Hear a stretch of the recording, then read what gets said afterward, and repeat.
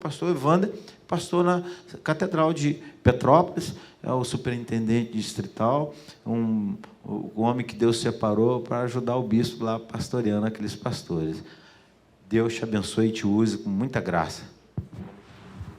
Amém, amém, graças a Deus. Irmãos e irmãs, graça e paz do Senhor Jesus, amém? Amém, amém mesmo? Amém. Alegria estar aqui com vocês nessa noite. O pastor Isaac é um homem de Deus, né? Então vocês dão assim dá um desconto para ele, né? Esse carinho todo, né? Eu sou um amigo, um parceiro, alguém que Deus deu a oportunidade de estar presente na vida dele em momentos estratégicos, mas a glória é de Deus, né? É Deus que dá graça. Quando a gente acerta, é Deus usando a nossa vida. Então, glória a Deus por isso. Amém, irmãos? Mas o pastor Isaac é um querido, é um amigo querido. Eu tenho acho que eu não tenho mais, eu tenho algumas pérolas preciosas dele, né? Ele tem, assim, um ministério muito interessante. Não sei se vocês sabem que o pastor Isaac tem um ministério de dança. Vocês sabem disso? Eu não sei se ele faz isso aqui, mas lá em Petrópolis ele se solta, irmãos. E assim, eu tenho algumas coisas gravadas, não sei se ainda está aqui ainda. O Isaac e a Télia, né? A gente já está junto aí desde que eu cheguei no Rio, 13 anos, né? 13 para 14 anos. E graças a Deus, uma amizade sólida, firmada em Deus. O Isaac me acolheu quando eu cheguei com a Ângela aqui no Rio de Janeiro. Eu sou mineiro, né? A Ângela foi criada aqui, mas é gaúcha, né? E a gente veio para cá por direção de Deus. E eu vim nessa igreja aqui no ano que eu cheguei no Rio de Janeiro. Eu não sei se tem alguém que estava aqui aquela noite, mas era um congresso de discipulado que vocês estavam tendo. Era um sábado à noite, 2013. E chovia, inundou tudo aqui. Não me lembro de uma chuva tão forte como aquela, mas foi uma noite especial, foi uma noite profética também. Então, para mim, é uma alegria estar aqui com vocês, uma alegria muito grande estar com vocês, rever meus filhos, né? Já que o pastor Isaac me destituiu do cargo de pastor, né? Ele disse que eu fui pastor da Isabela, vocês viram? Eu fui pastor, então eu vou chamar de filho, então, já que eu não posso chamar de ovelha, né? A Isabela e a Isabela e o Tiago são nossos afilhados. O Tiago, a Isabela veio primeiro, né? A gente viu a Isabela quase criança, né? Nem tanto, né? Porque a Isabela tem o quê? Isabela, 21, 22, então tinha 14 anos, né? 14 anos quando eu cheguei, e a gente adotou como filha. E depois veio o Tiago, né? Passou pelo teste, foi sabatinado, né? Se vocês perguntarem, ele vai contar. Eu ensinei ele a plantar, levei ele lá em casa, ele me ajudou a plantar um canteiro lá. Foi, né? O menino é bom. E de maneira que é uma alegria estar aqui com vocês. Estou acompanhado da minha esposa, do meu filho, Samuel. A Isabela ficou com a avó. Mas a gente entende que todas as coisas têm um propósito. Amém. Todas as coisas têm um propósito. E eu creio, sinceramente, que essa noite tem um propósito. A igreja está celebrando 24 anos e é uma bênção, tem que ser celebrado mesmo. E eu quero crer, em nome de Jesus, que essa noite será uma noite profética. Para quem está aqui, já está sendo uma noite profética. Para quem está aqui presencialmente e também para você que está em casa, que está online. E a palavra que o Senhor colocou no meu coração será também uma palavra que as nossas células vão refletir a semana inteira lá na nossa igreja, né? E eu vou compartilhar para os líderes a mensagem daqui, está no canal, né? Vou compartilhar para eles depois, para eles assistirem aqui. Eu tenho vivido dias de pergunta. Lá em Petrópolis, nós estamos vivendo uma estação que nós chamamos da estação dos frutos. Nós recebemos uma direção de Deus no ano passado, que esse ano seria um ano exponencial. Não me deixaram usar essa palavra, porque disseram que essa palavra era técnica demais, mas é essa palavra, né? Nós estamos numa estação exponencial. Quantos creem assim? Você conhece essa palavra? Exponencial. Exponencial é uma palavra que fala de um nível de crescimento, de um nível de mudança, de um nível de aceleração que vai além do natural. Vai além do natural. E a gente, quando Deus deu a direção, lá em 2019, a gente não tinha ideia do que era. E aí veio 2020, a gente começou o ano cheio de coragem, 2020, e de repente bateu a pandemia. De repente bateu a pandemia e parece, no primeiro momento, pareceu que todos os projetos estavam em xeque. Mas como Deus não é Deus de confusão, o que a gente tem visto ao longo desses aí 8 meses é que Deus estava certo. Eu não tenho dúvida nenhuma, irmãos, que este ano é um ano de transição. É um ano shift. Você já viu no seu teclado a tecla shift? Não é? É um ano teste também. É um ano que aquilo que é raso, aquilo que é ralo, aquilo que não tem comprometimento, não aguenta. Sabe aquela planta plantada no solo rochoso, que a terra era pouca, o sol vem e queima. Casa construída na areia, não vai aguentar, porque são dias difíceis mesmo, dia de dor, meu Deus, quanto luto, na verdade, quanta dor, quanta angústia, quanta dificuldade. Mas, irmãos, como Deus tem usado desse tempo para espalhar a palavra dele por todo mundo. Eu não sei se vocês acompanham as estatísticas do canal do YouTube de vocês, e devem acompanhar, não é? Mas lá na nossa realidade, quase 8% da audiência do canal é internacional. Gente dos Estados Unidos, da Angola, de Portugal, da Alemanha, da Ásia, de tudo quanto é lugar. Pessoas têm se conectado conosco de diversas cidades do Brasil, de outros estados. Tem gente sendo atendida outro dia uma pessoa de Fortaleza foi atendida pelo pastor Guto. E isso é um fenômeno que tem acontecido com a igreja. Em todos os cantos, Deus sustentou a igreja, Deus não deixou a igreja desamparada. E mesmo aqueles que estão passando por momentos de dificuldade, eu vejo esse tempo como um tempo de oportunidade. Como um tempo da gente descobrir o que não está funcionando na nossa vida e fazer ajustes para que a nossa vida chegue no padrão que Deus sonhou para ela. Quantos querem viver o padrão de Deus aqui? Para que a nossa vida chegue no padrão. Fala comigo assim, eu quero viver o padrão de Deus. O padrão de Deus. Em nome de Jesus, nós podemos e desejamos viver o padrão de Deus. E nesse dia que nós celebramos 24 anos da igreja aqui de Caraí, eu quero te perguntar, como homem e mulher de Deus, se você acha que você tem vivido a estatura do que Deus sonhou para você. Tem um livro que eu li que me abençoou muito, acho que foi ano passado que eu li esse livro, eu estava lembrando dele aqui agora. Preparei a mensagem, Deus deu a palavra, Deus me deu essa palavra ontem à noite para o meu filho. Conversando com ele, Deus trouxe essa palavra no coração e eu falei com ele. Numa conversa nossa em casa, a gente conversando sobre algumas coisas, conversando sobre o futuro, conversando sobre expectativas. E Deus trouxe essa palavra no meu coração. E agora Deus me lembrou do livro. Um livro do Bevere, do John Bevere, chamado Kryptonita. Fantástico o livro. Porque ele diz que... todo mundo lembra do Clark Kent. O pastor Isaac até lembra um pouco ele, não é verdade? O Clark, né? Depois daquela luta catastrófica, não é verdade? O Clark, né? O Clark Kent, né? O pastor Isaac tem com óculos, ele lembra o Clark Kent, né? Não lembra aquele moço, né? Elegante, hein? O que você acha?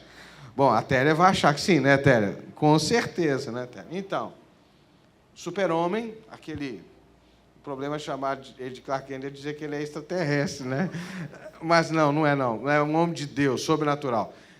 Quando o Clark Kent virava Super-Homem, aquele moço muito forte, e alguém descobriu que tinha uma fraqueza, que era quando ele era exposto a uma rocha do seu planeta, que era a Kryptonita, ele perdia a força e virava um ser humano comum. E a grande sacada do Bevere é dizer que Deus entregou à igreja um poder extraordinário, um poder sobrenatural, mas muitas vezes a igreja vive uma vida normal, mediana, medíocre, porque ela está exposta à criptonita do pecado, da indiferença, da acomodação, do não entender o potencial e o poder que ela tem. Eu vivi, e aí acaba a igreja vivendo, às vezes, e eu e você vivendo, às vezes, uma experiência fake.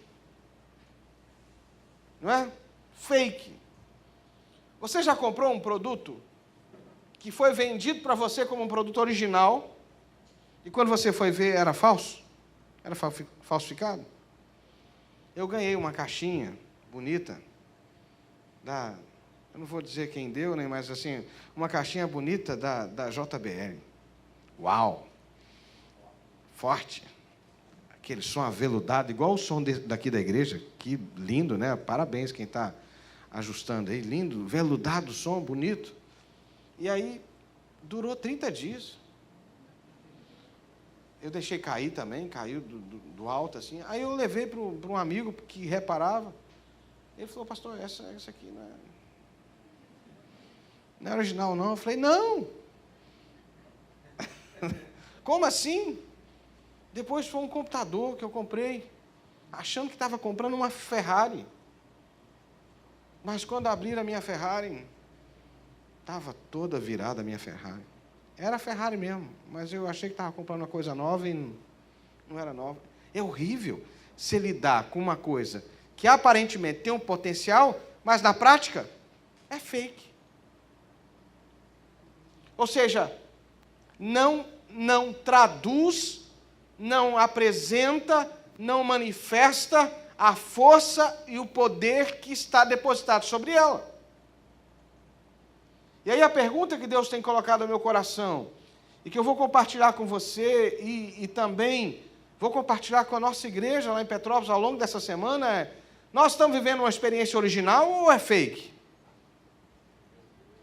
A nossa vida manifesta, e você pode ficar tranquilo que eu não vou ser indelicado, não vou bater na igreja aqui, pastor Isaac. Tudo que eu quero compartilhar com amor e profundidade, porque eu tenho refletido. Eu estou me perguntando, nós estamos vivendo uma experiência original, autêntica, evangélica? Ou o que a gente está vivendo é uma coisa que lembra, que parece, mas que não tem os frutos, que não tem a força que o Evangelho traz para nós. E aí o texto que vai nos ajudar é Romanos 8. E nós vamos ministrar e ler esse capítulo aos poucos.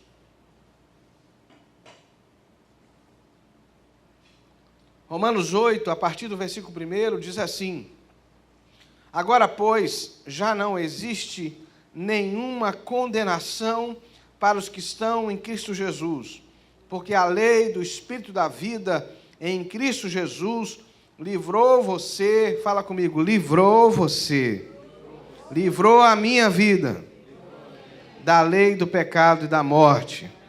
Amém. Agora o verso 5 diz assim: os que vivem segundo a carne se inclinam para as coisas da carne, mas os que vivem segundo o Espírito se inclinam para as coisas do Espírito. Pois a inclinação da carne é morte, mas a do Espírito é vida e paz, porque a inclinação da carne é inimizade contra Deus, pois não está sujeita à lei de Deus, nem mesmo pode estar, portanto, os que estão na carne não podem agradar a Deus. Vocês, porém, não estão na carne, aleluia, mas no Espírito, se de fato o Espírito de Deus habita em vocês. E se alguém não tem o Espírito de Cristo, esse tal não é dele. Se, porém, Cristo está em vocês, o corpo, na verdade, está morto por causa do pecado, mas o Espírito é vida por causa da justiça. Se em vocês habita o Espírito daquele que ressuscitou Jesus dentre os mortos, este mesmo que ressuscitou Jesus Cristo dentre os mortos, vivificará também o corpo mortal de vocês por meio do seu Espírito que habita em vós. Amém, irmãos? Eu quero viver um cristianismo vivo. Quem quer viver o cristianismo vivo? Eu quero viver tudo que a palavra diz a meu respeito. Você também quer? Eu quero viver todas as palavras. Uma das palavras que me tocou muito o coração na minha adolescência, quando eu ainda não tinha uma experiência mais profunda com Deus, foi que eu comecei a ler Atos dos Apóstolos. E eu comecei a dizer: Deus, eu quero isso para a minha vida. Sabe?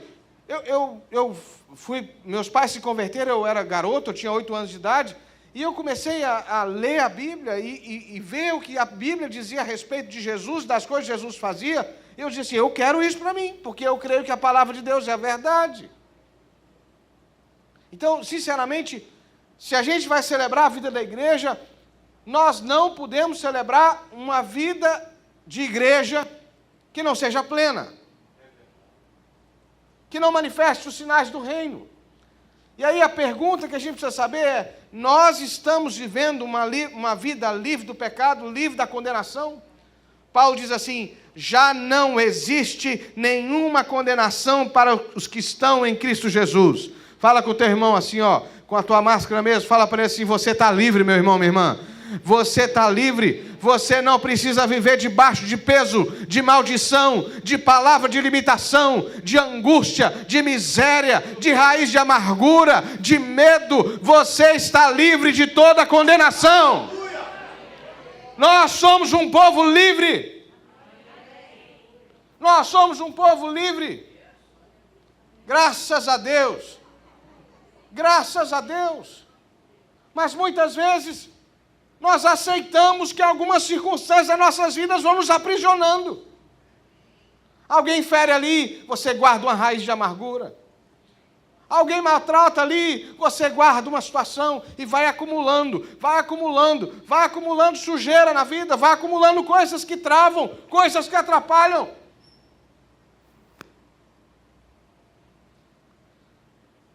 A nossa vida não pode ter espaço para aprisionamento, não pode, é por isso que nós somos contra vício, é por isso que nós somos contra tudo que... Só que tem gente que vicia em coisa que não é imoral, mas que atrapalha.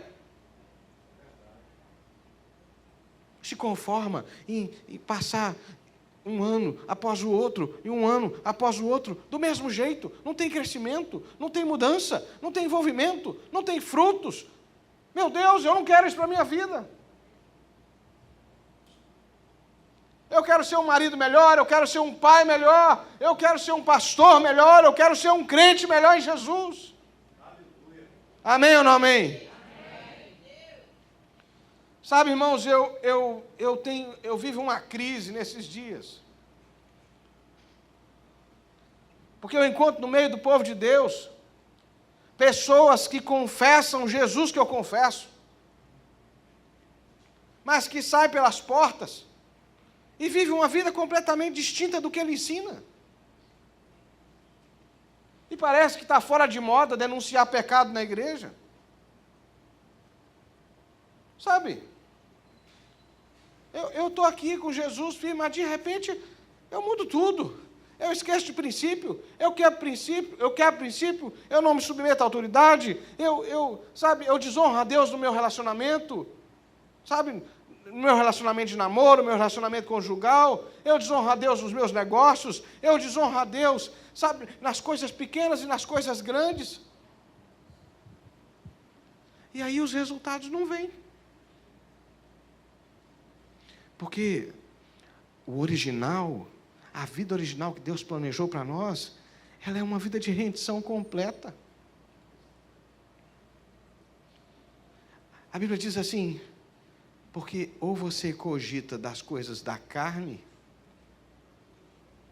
que é inimizade contra Deus, ou das coisas do Espírito. E se alguém não tem o Espírito, esse não é dele. Quem já viu o cheiro de carne no meio de um ambiente que devia ser santo? Já viu? Já viveu? Já sentiu isso em você? Já se viu cheirando carne num ambiente, numa hora que você devia manifestar santidade? Sabe, irmãos, eu tenho vivido dias que eu tenho perguntado, meu Deus, que evangelho que eu estou pregando? Que evangelho que eu estou vivendo? Que evangelho que eu estou traduzindo para os meus discípulos?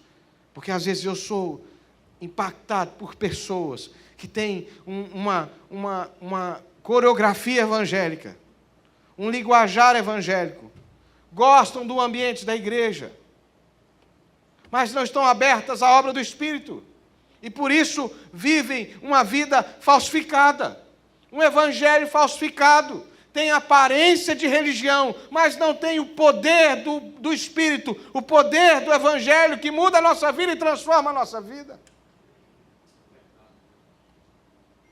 São pais que criam seus filhos uma vida inteira na igreja, mas que no ambiente de casa falam mal do pastor, falam mal da igreja, falam mal do irmão, falam mal de outras pessoas, e os filhos crescem com raiva da igreja. Sabe, irmãos, a igreja é a noiva de Jesus. Vigie os teus lábios quando você for falar da noiva de Jesus, porque quem zela por ela é o noivo. Nós temos muitas mazelas, nós temos muitas coisas para tratar, mas a gente não coloca as mazelas da noiva nas redes sociais, a gente não coloca as mazelas da noiva em lugar público, a gente traz as mazelas da noiva para o altar, para que no altar haja cura, restauração e mudança. Da mesma maneira, eu não espero, e nem a palavra está dizendo que nós temos uma vida perfeita, não.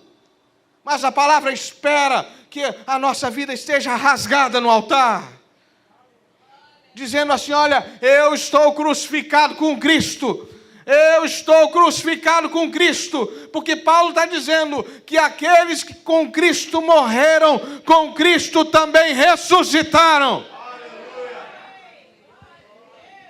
Amém ou não amém? Amém. Quem está ressuscitado com Jesus aqui? Aleluia. Fala com teu irmão assim: morto não tem direito à recompensa. Fala para ele: morto não tem recompensa. Virou manchete outro dia que alguém levou uma pessoa, com todo respeito aqui à memória da pessoa, que não tem nada a ver com a história, mas levou uma pessoa morta para fazer prova de vida no banco. Vocês devem ter visto da notícia. Como é que morto faz prova de vida? Vocês já viram isso? Como é que morto faz prova de vida? Morto não tem direito à previdência. Morto não recebe salário. Morto não recebe 13º. Morto não tem férias. Morto não tem nada. Se você morreu em Jesus, você já ressuscitou para a glória. Mas para eu usufruir da vida que Jesus prometeu para nós, precisa morrer sim, mas ressuscitar com Ele. Aleluia. Outro dia eu conversei com um discípulo muito querido, que eu amo muito, que estava passando por vivendo um tempo de altos e baixos. E ali ele estava abrindo o coração comigo, confessando pecado. Não era alguém que estava precisando ser, procurado. Não, era alguém que estava já consciente dos seus pecados. E eu disse para ele: não tem conserto para isso, querido. Eu falei para ele: não tem conserto. Só tem um jeito, tem que morrer. Tem que morrer, não tem jeito. Não tem reparo para a natureza corrompida. Não tem jeitinho, não tem arrumadinho, não tem esse negócio. Tem que morrer. Quer ir morrendo? Ressuscita. Tem que morrer. Eu falei para ele: tem que morrer. Tu tem que matar a míngua, esse homem velho. Tu tem que deixar esse homem velho seco, morrer de sede, morrer de fome e alimentar o novo homem, alimentar a nova vida da palavra, das promessas, dos sonhos de Deus, porque esse velho homem tem que ir para a cruz de Cristo. Sabe, irmãos, Deus quer nos dar uma vida plena. E sabe, o que fica no meu coração, e eu digo para minha família, para os meus filhos e para mim mesmo o tempo todo: eu posso mais do que sobreviver, eu posso mais do que viver uma vida onde eu pago as minhas contas, onde eu visto uma roupa legal, onde eu tenho um carro legal, onde eu consigo sobreviver. Não, eu posso mais do que isso, eu posso viver uma vida de propósito. Olha o que Paulo está dizendo: assim, pois, irmãos, não somos devedores à carne. Versículo 12, como se estivéssemos obrigados a viver segundo a carne, porque se vocês viverem segundo a carne, caminharão para a morte, mas se por o Espírito mortificarem os feitos do corpo, certamente viverão.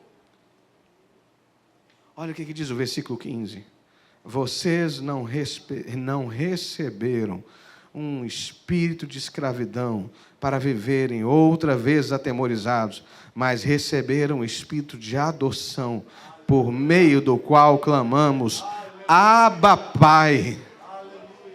E o mesmo Espírito, o próprio Espírito, confirma ao nosso Espírito que nós somos filhos de Deus.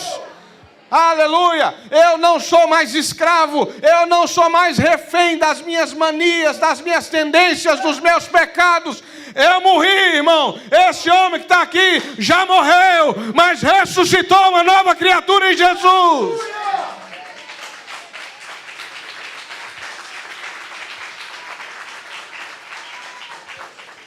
Eu vivi muito tempo como alguém que queria muito agradar a Deus, dentro da igreja. E até mesmo como pastor, eu fiz uma entrega real da minha vida a Jesus. É verdade, mas tinha alguma confusão mental, onde passava na cabeça que a minha santidade, a minha vida podia agradar a Deus a partir de um esforço. Sabe? O fundador da nossa igreja vive essa mesma coisa, o Wesley vive isso, não é? Mas eu descobri que não tem jeito, não tem jeitinho, não tem melhora. Tem que morrer.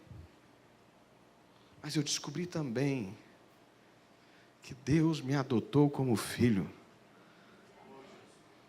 E quando o diabo quer me acusar de alguma coisa, eu digo, já morreu. Já morreu. Já morreu, eu sou filho do Pai. Olha aqui, tem um selo do Espírito na minha vida.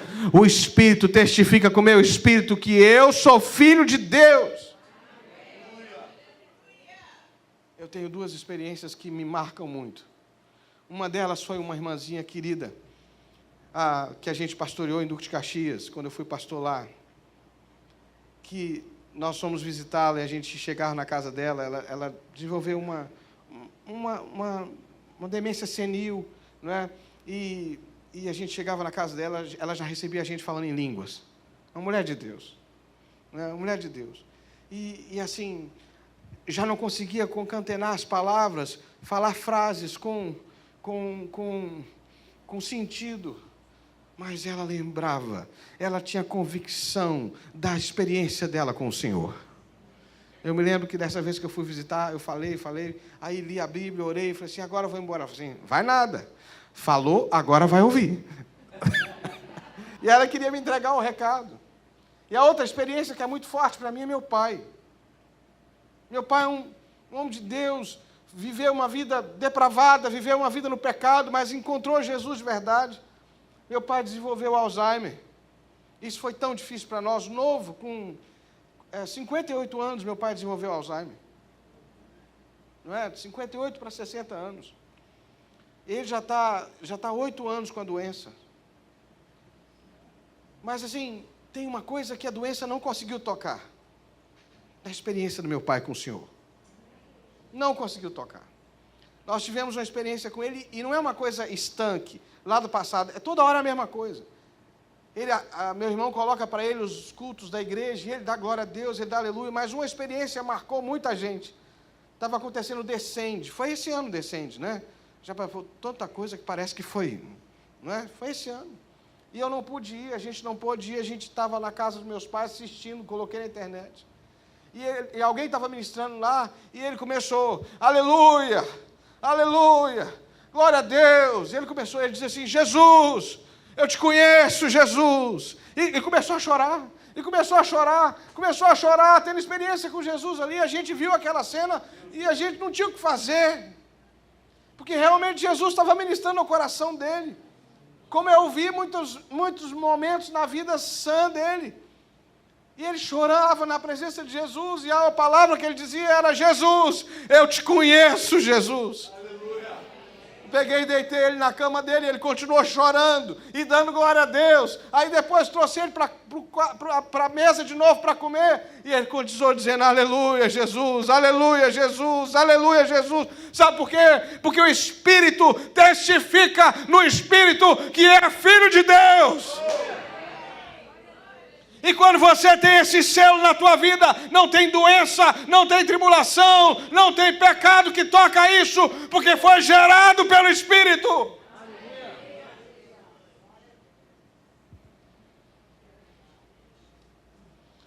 Mas tem muita gente vivendo ainda como aquele povo que saiu do Egito.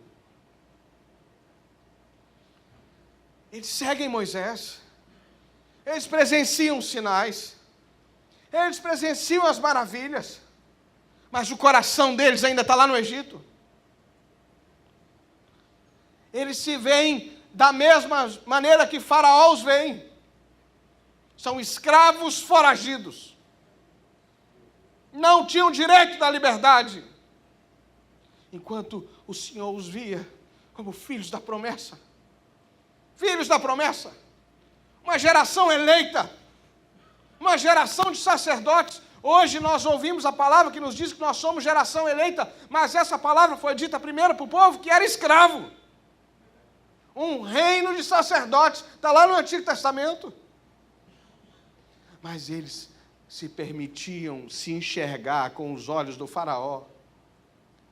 Você está se olhando com os olhos de quem? Porque aos olhos do Pai, você é filho amado, filha amada, chamado para viver em novidade de vida, chamado para viver o reino de Deus e manifestar nessa terra o poder daquele que te chamou para a vida nova.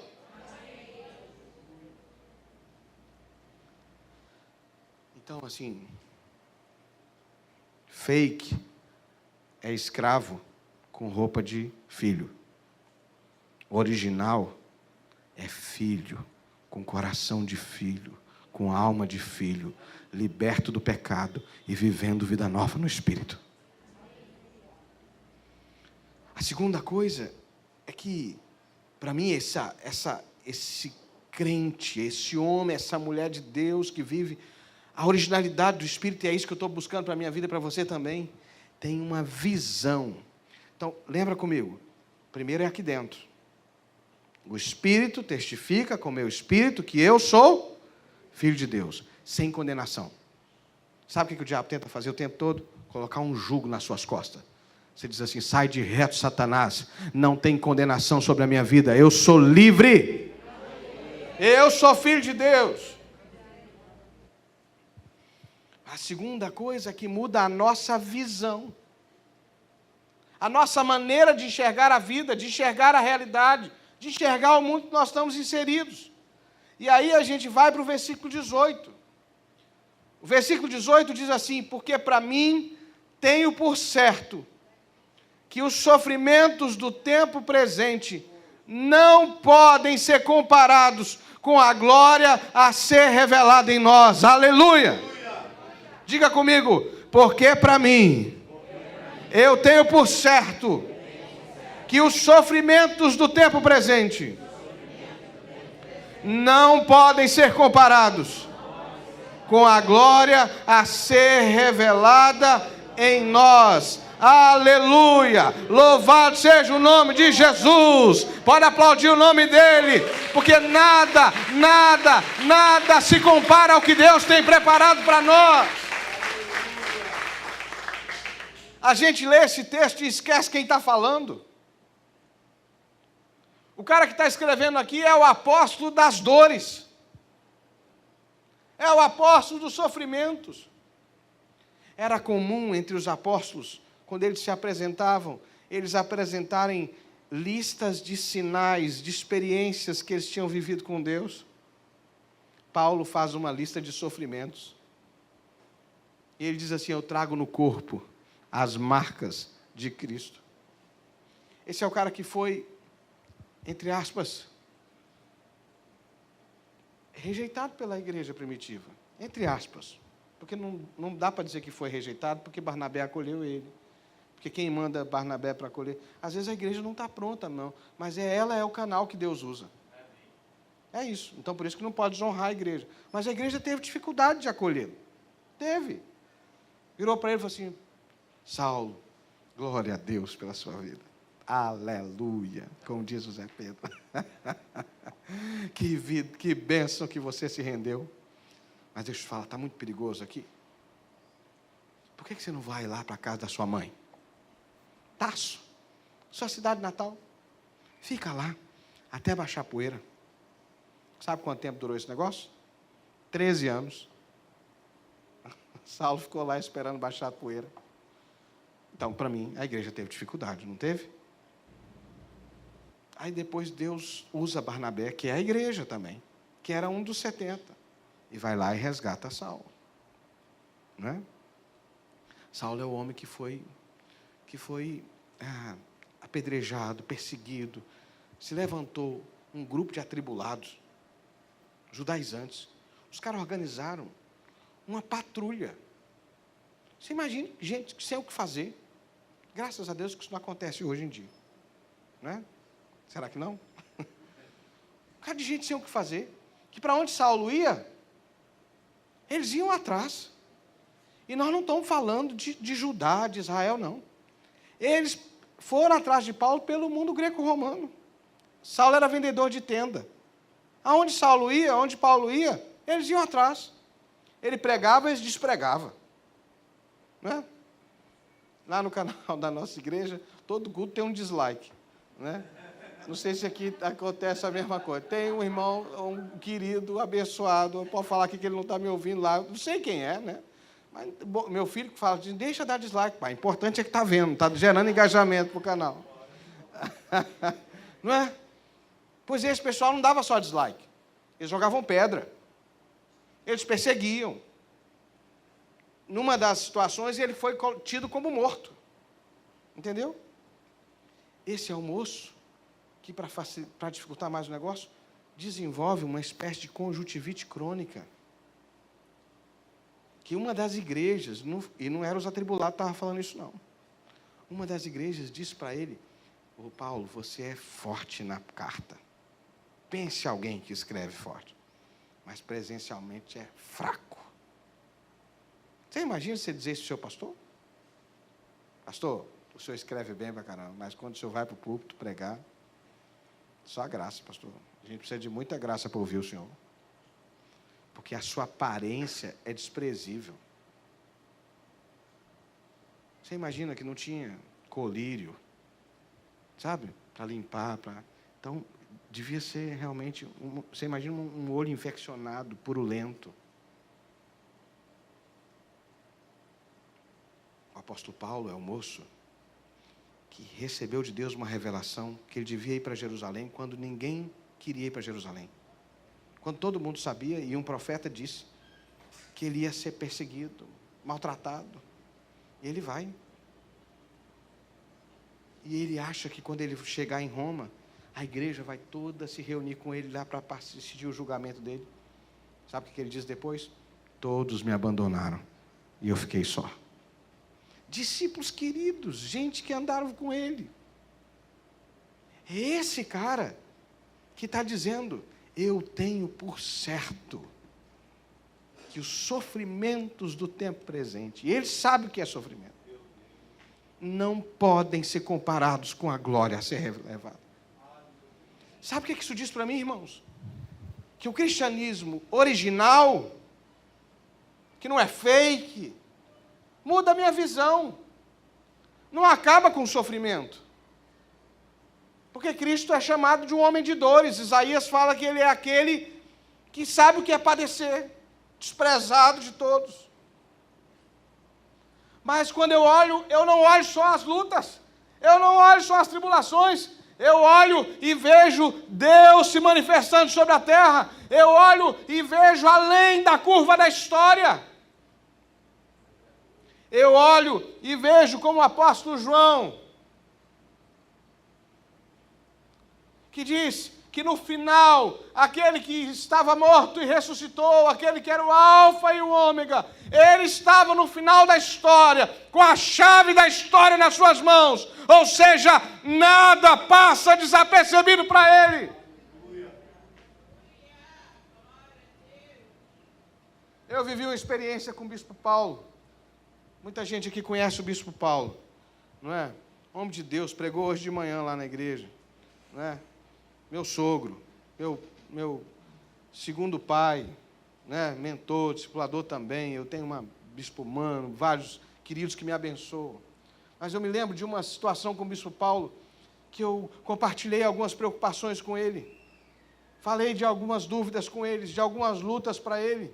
E ele é muito... O bispo Paulo é um homem de fé, um homem que tem olhos abertos para ver o sobrenatural. E aí eu perguntei para ele, e ele falou assim, mas... Eu falei, mas bispo, e se tudo isso der errado, como é que nós vamos fazer? Ele disse assim, eu não consigo pensar nessa opção, onde tudo der errado. Eu não consigo ver um cenário lá na frente, onde tudo der errado. O que é que eu fiz? Eu parei de perguntar, né? Disse assim, chega. Sabe, a gente precisa, em nome de Jesus, deixar que Deus abra os nossos olhos, ou levante a nossa cabeça para além dessa realidade de dor, de angústia, de tribulação que a gente está vivendo. Porque o que Deus tem preparado para nós é bem maior. Amém, irmãos? Amém ou não amém? Eu preciso avançar.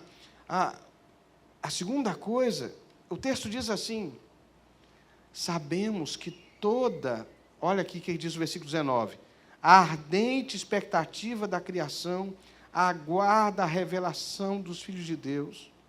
Versículo 22 diz, toda a criação a um só teme, geme e suporta. E não somente ela, mas nós temos as primícias do Espírito, igualmente gememos em nosso íntimo, aguardando a adoção de filhos. Versículo 24, porque na esperança fomos salvos. Ora, esperança que se vê não é esperança, pois quem espera o que está vendo? Olha, Deus está dizendo para nós que os nossos sofrimentos fazem parte de um processo para algo maior, para um quadro maior, para um plano maior que Ele tem preparado para nós. O apóstolo Paulo vai dizer ainda duas coisas. Ele vai dizer assim, o Espírito intercede por nós. E Deus faz que todas as coisas cooperem para o bem daqueles que amam a Deus. Isso que eu estava compartilhando com meu filho ontem. Eu disse, Samuel, Deus não planejou coisas ruins. Deus não planejou coisas difíceis. Não era plano de Deus que a gente vivesse nessa terra do jeito que ela está. Mas Deus tem o poder de fazer com que todas as coisas cooperem para o nosso bem. Deus tem o poder de fazer com que tudo convirja, nos direcione para o lugar que Ele sonhou para nós. E sabe qual é o problema? Que muitas vezes nós só veremos o quadro todo pronto quando nós já tivermos passado por ele. Lembra da visão de Ezequiel? Quem lembra da visão de Ezequiel? Deus disse para Ezequiel assim, Ezequiel, na visão Deus levava ele em espírito até o templo. E lá no templo, do lado direito do altar, ele via sair um filete de água. E ele começou a acompanhar aquele filete de água. E aquele filete de água dava num rio. E aí Deus disse para ele, entra no rio. E ele entra no rio. E quando ele entra no rio, a água está aqui, no pé dele. Depois vai para o joelho. Depois vem para a cintura. Depois, e nesse momento, a única coisa que Deus está mandando ele fazer é entrar no rio. É andar sobre as águas. Até que chega um ponto que Deus diz que não dá mais para andar. Agora ele tem que nadar. E ele nada. E eu confesso para você que essa visão, no primeiro momento, não faz muito sentido. Que sentido que há em ver uma água que corre do altar? Que sentido que há em andar 500 côvados, que eram 250 metros, e a água está aqui, depois no joelho, depois na cintura, depois nos ombros? Que sentido que há? Não há sentido nenhum. E depois de tudo, Deus, ele sai do rio. Aí quando ele sai do rio, ele consegue olhar que o ambiente no entorno do rio foi transformado. Ele olha à volta e viu que cresceu várias árvores frutíferas na beira do rio. Ele vê que as árvores estão cheias de frutos e que está dando alimento para o povo que está em volta. Depois que ele sai do rio, ele vê que as águas chegam até o Mar Morto, e o Mar Morto é revigorado, é sarado pelas águas que nascem do altar. Mas sabe quando é que ele vê isso? No final do processo, enquanto ele está obedecendo 500 metros, 250 metros, água no pé, mais 250 metros, água no joelho, mais 250 metros, água na cintura. Mais um pouco, água nos ombros. Mais um pouco, nadar. Não tem jeito, é esforço. Deus, o que o Senhor está querendo comigo? Não estou conseguindo ver nada. Espera chegar ao final do processo, porque quando você esperar, você vai ver a realidade transformada.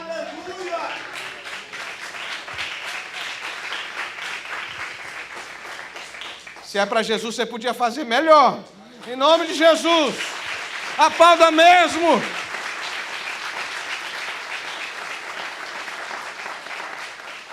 Pastor, mas como é que eu faço então? Que eu já estou nadando, já tem um tempão e não deu para sair do rio ainda. A Bíblia está dizendo, nós não sabemos orar como convém, mas o Espírito intercede por nós.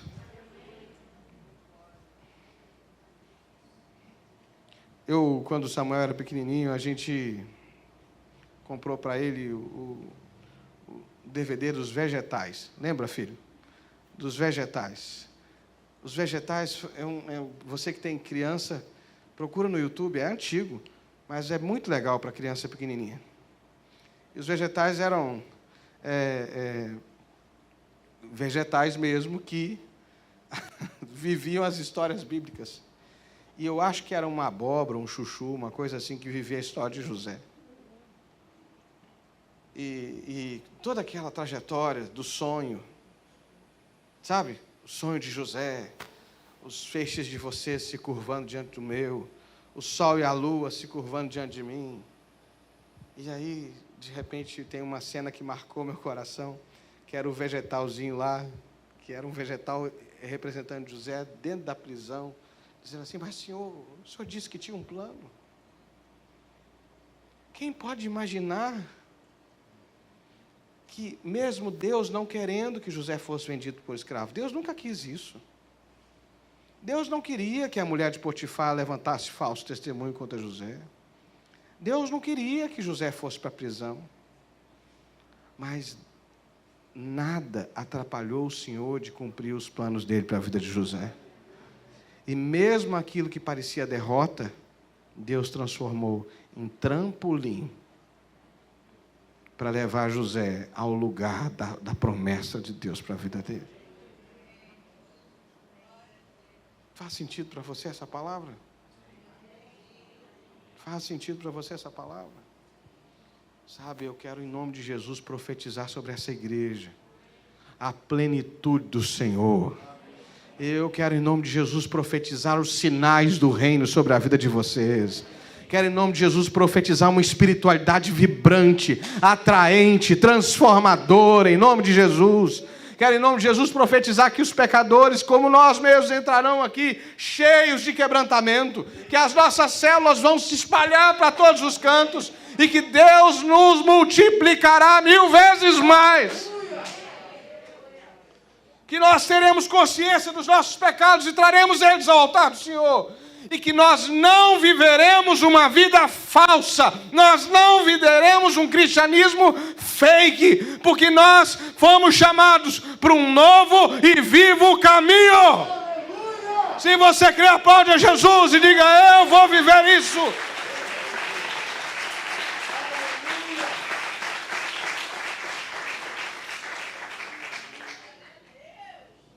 Mas pastor, tem que morrer? Tem que morrer. Porque só pode ressuscitar quem morrer. Você já viu alguém quase morrendo? 12 anos. E ele já estava quase morrendo quando eu conheci ele. Entendeu? Não tem quase morto. Ou está morto, ou está vivo. A versão fake vive uma falsa liberdade. Eu faço o que eu quero. O que dá na cabeça eu faço. Mentira. É a escravidão do pecado. Fake tem um vazio, falta o senso de filiação. Deus hoje quer tirar tudo que é falso, tudo que não é verdadeiro, que está alojado na nossa vida. E é interessante que isso está presente em todas as áreas da vida. E eu vou terminar aqui. A Bíblia fala de joio, de trigo, não é isso? Não é? De um tempo para cá, eu resolvi aprender a cuidar de jardim. Foi numa dessa que o Tiago recebeu um discipulado lá em casa. E eu aprendi a duras penas que grama de jardim, eu moro em casa, não basta cortar. Que crescem ervas daninhas no meio do gramado, que vai matando a grama, ocupando espaço. E o raio da erva daninha, irmãos, cresce mais rápido que a grama. É impressionante. É impressionante. Eu já fui lá em casa tem uma faquinha guardada no lugar que para eu ir arrancar a erva daninha. Eu descobri que tem um veneno que mata a erva daninha e não mata a grama. A vida da gente é assim. Se você quer viver um cristianismo autêntico, você tem que estar o tempo todo no altar, porque é só o fogo do altar que queima a erva daninha, mas não queima você. Que Deus nos levante para isso, em nome de Jesus. Você pode se colocar em pé. Posso orar, pastor Isaac? Se eu pudesse, a gente ia fazer uma santa aglomeração aqui no altar. Né? Mas eu quero te convidar a se colocar na presença de Deus. A ser honesto. Talvez não dê para todo mundo vir para cá, mas quem sabe, guardando aí o distanciamento, se você sentir muita vontade de vir aqui ao altar, rasgar seu coração diante de Jesus, você pode fazer isso. E você vai agora ser honesto com você mesmo. Você vai talvez dizer: Deus, eu estou cansado de uma espiritualidade mediana. Deus, eu estou cansado de uma vida sem resultados. Você compraria um celular que não funciona? Você compraria um carro que não anda? Você guardaria uma caneta que não escreve? Por que será que a gente se conforma com uma vida sem frutos? Por que a gente se conforma com uma espiritualidade que não manifesta os sinais do reino? Eu não me conformo. Eu quero morrer todo dia para que ressuscite aquilo que Jesus tem preparado para mim. Pastor Isaac podia vir para cá e você tem liberdade de se mover na direção do altar, ou de repente aonde você está mesmo, erguer as suas mãos aos céus, erguer as suas mãos aos céus e rasgar o seu coração, rasgar a sua alma e dizer: Deus meu, amado da minha alma, tem misericórdia de mim. Deus, Senhor dos exércitos, tem misericórdia da nossa vida. Deus, esse ano foi um ano em particular que tantos escândalos apareceram no meio da igreja. Tanta coisa ruim apareceu na mídia a respeito da igreja. Mas nós sabemos que esse ano também foi um ano que a nossa espiritualidade apareceu para nós. Quem tinha vida devocional continuou tendo. E quem não tinha, não passou a ter, porque passou a estar em casa. Quem tinha compromisso com Deus e era dizimista, continuou sendo dizimista. Continuou semeando mais. Mas quem não era, tem a desculpa de que não está podendo ir no culto e continua não sendo dizimista. Quem falava de Jesus, está falando. Mas quem não falava, continua quieto. E tem a desculpa que está separado por causa da pandemia. Chega de desculpa. Chega de justificativa. A única justificativa que vale é a morte do Cordeiro na cruz do Calvário. Deus, nós rasgamos o nosso coração diante da Tua presença e te clamamos: tem misericórdia de nós. Pai, sara a nossa alma, lava o nosso coração, muda a nossa história.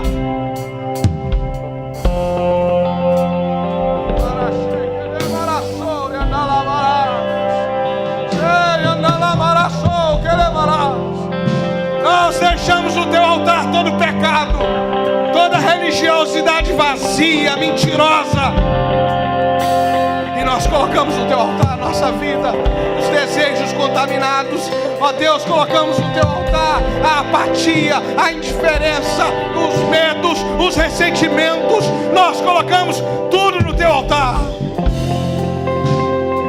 E te clamamos, Jesus. Vem, Senhor, sobre nós. Vem com o teu fogo e queima a nossa vida. Deixa queimar na nossa vida o teu fogo. Flua em nós o teu fogo, em nome de Jesus. E lhe desperta uma igreja viva, uma igreja cheia de autoridade, uma igreja que abre a sua boca e profetiza, uma igreja que manifesta os sinais do reino neste tempo.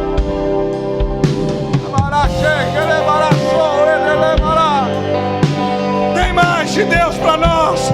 Se você quer mais de Deus, erga as suas mãos e diga: mais, mais, mais, mais.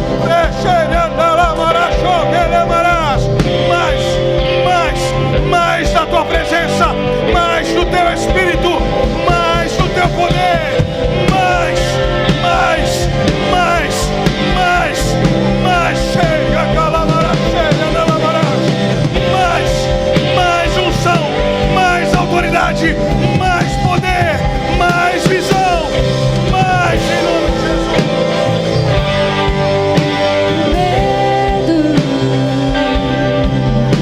Eu sou filho de Deus.